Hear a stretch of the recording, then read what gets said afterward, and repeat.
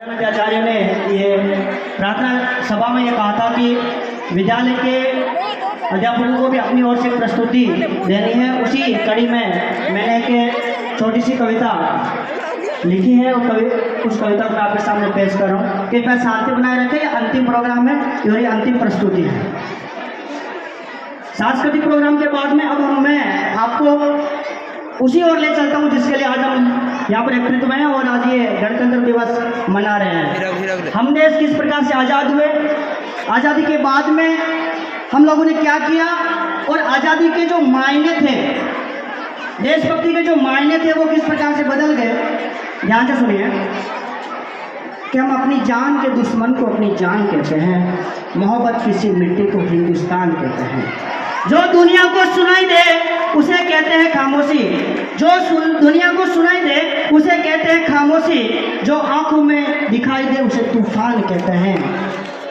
ये दीवार का सुराख है साहब, जो ये दीवार का सुराख है साहब, चाइना अमेरिका पाकिस्तान में साजिशों का हिस्सा है। चाइना अमेरिका पाकिस्तान में साजिशों का हिस्सा है, लेकिन हम इसे अपने घर का रोशनदान कहते हैं, अपने घर का रोशनदान कहते हैं। परम सम्मानित मंच, अध्यक्ष महोदय, प्रधानाचार्य महोदय, मेरे सहकर्मी बंधु और प्यारे बच्चों, मैं आज देश प्रेम और देश निर्माण के लक्ष्य पर अपने कुछ विचार रखना चाहता हूँ। आज़ादी का असली मतलब वही समझ सकता है जिसने कभी गुलामी सही हो। हम सौभाग्यशाली हैं कि हमें स्वतंत्र भारत में जन्म लिया। यूँ तो आज़ादी की लौ 1857 में जल चुकी थी, जो मसाल लेकर 1947 में हमारे देश को आज़ाद कराई। प्राचीन, मध्यकालीन और वर्तमान भारतवर्ष के उदाहरणों से स्पष्ट करना चाहूँगा कि जब हम फिरंगियों के फेरे में फंस गए थे तो रंग दे बसंती चोला के एक गाने पर टोलों के टोले उमड़ाते थे और वंदे मातरम के नारों से खून में उबलने वाला 5-5 डिग्री का तूफान अंग्रेजी शासकों की जड़ों में तूफान ला देता था।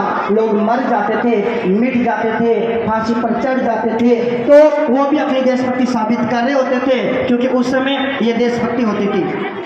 उसके बाद 62, 65 और 71 के युद्ध में अपना सुहाग गंवा देने वाली औरतें जब हालात उनके ये हो जाया करते थे और वे महिलाएं जब कहा करती थी कि प्यार भी भरपूर गया, मांग का सिंदूर गया, प्यार भी भरपूर गया, मांग का सिंदूर गया, नन्हे नोनी हालू की लंगोटियां चली गई, छोटी छोटी बेटियों की चोटियां चली गई, बाप की कमाई गई, भाई की पढ़ाई गई, बाप की कमाई गई, भाई की पढ़ाई गई, ऐसा एक विस्फोट हुआ, पता चला ही नहीं, पूरे जिस्म की बोटियां ही चली गई। और आपके लिए तो एक आदमी मरा है साहब, और आपके लिए तो एक आदमी मरा है साहब। मेरे घर की तो रोटियां ही चली गई, मेरे घर की तो रोटियां ही चली गई वाले हालात जो पैदा हो जाते थे।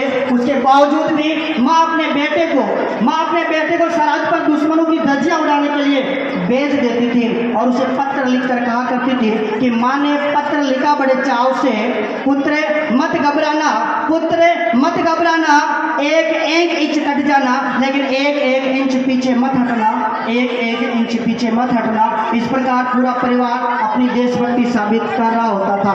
तब देश बलिदान मांगता था, तब देश लड़ जाने को, तब देश मर जाने को, तब देश मिट जाने को, फांसी चढ़ जाने को कहता था। किंतु आज देश लड़ जाने को नहीं कहता, आज देश मर जाने को नहीं कहता, आज देश मिट जाने को नहीं कहता, आज देश फांसी पर चढ़ जाने को नहीं कहता, बल्कि मेरे विचारों में अगर कोई व्यक्ति अपना काम पूरी ईमानदारी से, पूरी मेहनत से और पूरी लगन से करे तो वह सबसे बड़ी देशभक्ति है। यही सबसे बड़ा देशभक्त है। मैं मानता हूँ कि फेसबुक, व्हाट्सएप या इंस्टा की डीपी को 3 रंगों में रंगना ही देशभक्ति नहीं है। और आप यो कह देंगे कि साल में 2 बार हाथ में तिरंगा ले लेना ही देशभक्ति है, तो मैं पूछना चाहूँगा, फुटपाथ पर रहने वाला वो लड़का ट्रैफिक की छांव में नंगे पाँव में जब तिरंगा बेच रहा होता है तो क्या इसे आप लोग देशभक्ति कहेंगे?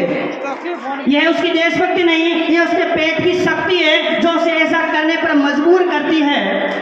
किसी ने क्या खूब कहा है कि ना मस्जिद को जानते हैं, ना शिवालय को जानते हैं, ना मस्जिद को जानते हैं, ना शिवालय को जानते हैं। जो पेट के भूखे होते हैं वो सिर्फ भोजन के निवाले को जानते हैं, वो सिर्फ भोजन के निवाले को जानते हैं। अपने परिवार, अपने समाज, अपने देश के प्रति समर्पण का ये भाव देशभक्ति है। और देशद्रोही के जीवन में आने वाला तूफान देशभक्ति है, ताकि देशद्रोही ये समझ सके, देशद्रोही ये समझ सके, अगर तू परिंदा है तो ये आसमान तेरा है, अगर तू दरिंदा है तो ये शमशान तेरा है। भाईचारे से रहना है तो रहे इस देश में, भाईचारे से रहना है तो रहे इस देश में, वरना ये कब्र भी तेरी है और ये कब्रिस्तान भी तेरा है। ये कब्र भी तेरी है, ये कब्रिस्तान भी तेरा है। जय हिंद, जय भारत, वंदे मातरम, भारत माता की जय। अब पुरस्कार वितरण के लिए